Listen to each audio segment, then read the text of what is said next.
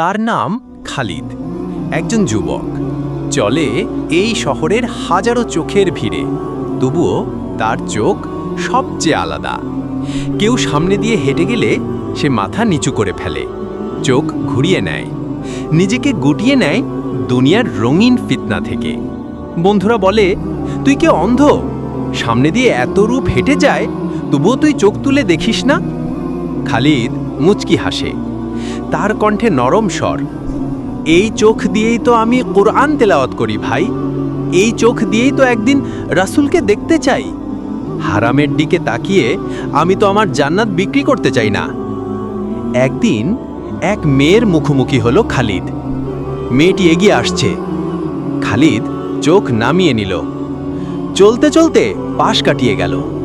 মেয়েটি থেমে গেল, নরম কণ্ঠে জিজ্ঞেস করল, ভাই আপনি মাথা নিচু করলেন কেন? খালিদ ধীরে বলল, আপনার সম্মান রক্ষার জন্য। আমার রাসূল তো আমাকে এই শিক্ষা দিয়েছেন, চোখ হেফাজত করা আমার ঈমানের অংশ।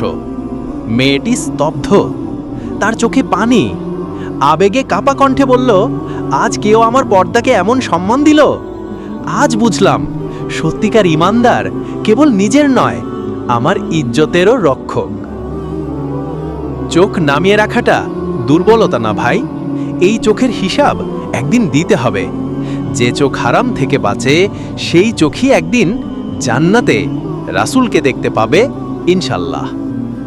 বন্ধুরা, এরকম আরও হৃদয় ছুঁয়ে যাওয়া গল্প পেতে শাহাদাত টিভির সাথেই থাকুন।